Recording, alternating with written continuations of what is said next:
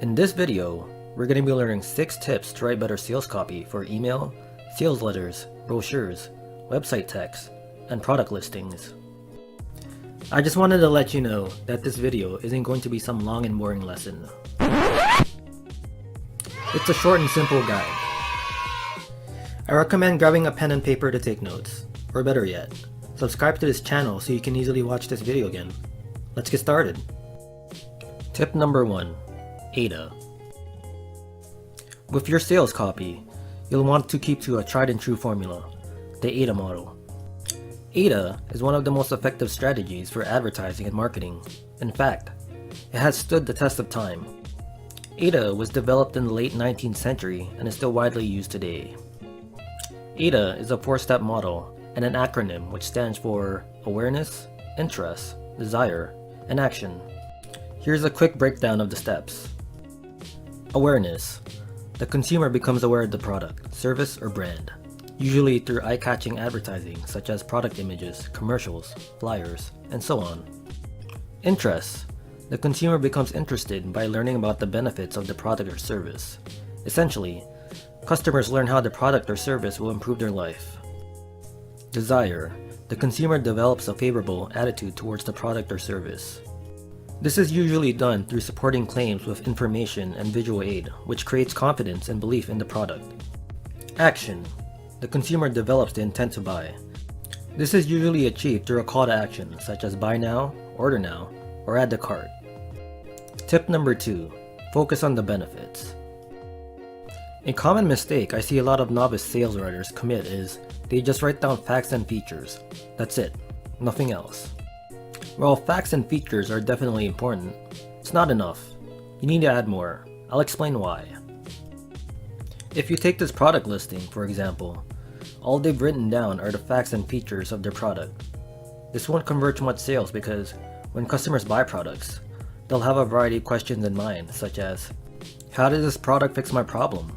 What are the advantages of having this product? How is this product better than a similar product sold by a competitor? And why do I need this product? And so on.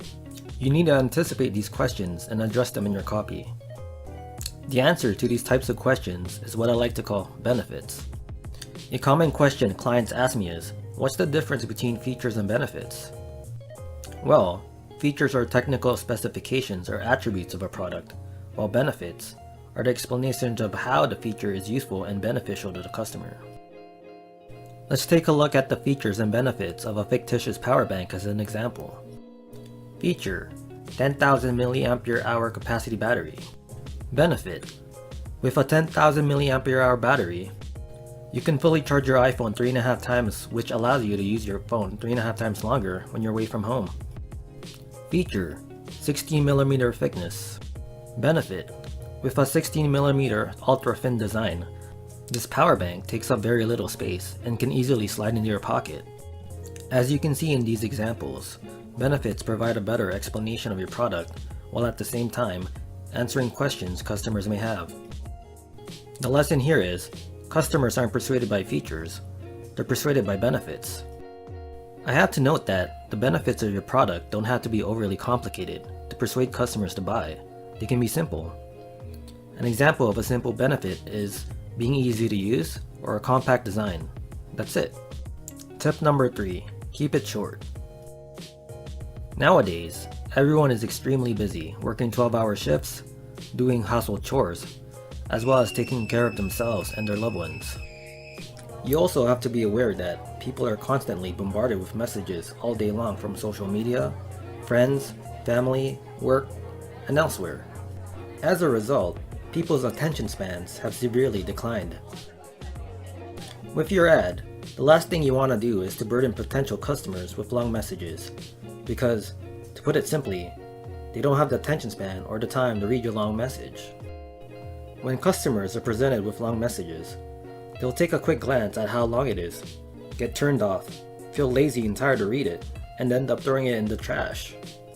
You don't want this to happen to you. That's why it's important to be concise with your sales copy.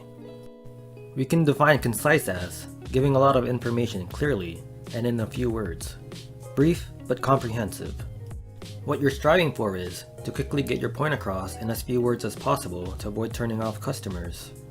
A general rule I have is, if a point is not absolutely necessary, don't include it in your sales copy. Also, if you can get your point across in 5 words instead of 7, it's best practice to choose the shorter version. By following this piece of advice, you'll shorten your sales copy by getting rid of any unnecessary fluff.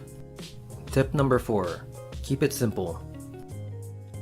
A common mistake I see a lot of novice sales writers make is they use a lot of complicated words and technical jargon to impress customers with their intelligence. Complex words and jargon will make you sound smart, but it won't do any good for your sales. I'll explain why. When you're writing your sales copy, your message is most likely going to be directed at a mass audience. A mass audience will have varying language skills, especially if they're foreigners or immigrants. They'll have a varying vocabulary, and they'll have varying technical expertise on the product being sold. Either way, you'll need to craft a message that's understandable to all. When you use a lot of complex words and jargon in your sales copy, you'll just end up confusing a lot of your audience and making their head hurt. As a result, they'll get turned off and not want to buy your product. That's why it's best practice to keep your language simple and explain things in layman's terms. That way, your message will be clear and understandable to all. Tip number 5. Break up your text. As I mentioned before, people nowadays are extremely busy and don't have the time to thoroughly read through every message they see. As a result, a lot of people tend to skim and scan through text, especially if they're reading on a screen. Customers skim and scan as a means to reduce the time and effort required to read a message. The problem with long paragraphs is, information is buried and hidden amongst a large block of text, which makes it hard to find. Also, large blocks of text look tiresome to read, which will turn off customers. What you want to do is break up your copy into short paragraphs to make it easy to read. Other great ways to break up your sales copy is to use bullet points and numbered lists. You can also break up your text according to benefits and features. That way, you'll be separating the bits of information customers are looking for, which will make your copy an easy read. Tip number 6. Conversational style. In school, we're taught that we should write in a formal manner and write objectively in third person. Now this lesson may hold true for writing essays, news articles, and legal documents, but this lesson does not hold true for sales copy. Let's do a 1-question survey. Who would you rather have a conversation with? A robot, a bureaucrat, or a friend? The answer is obvious. You'd rather talk to a friend. To avoid sounding like a robot or a boring bureaucrat, I recommend writing your copy in a conversational tone. Writing in a conversational tone is pretty simple. All you need to do is write in first person and second person. You'll do so by using words like I, we, and you. That way, your sales copy will sound like a personal message from a friend, which will better engage customers. And this concludes our video. I hope you found this short and simple guide helpful. If you did, I kindly ask you hit the like button. Also, don't forget to subscribe to this channel so you can further learn how to improve your business. If you find yourself too busy to do the work yourself, I can help. Just click on the link. Thanks for watching.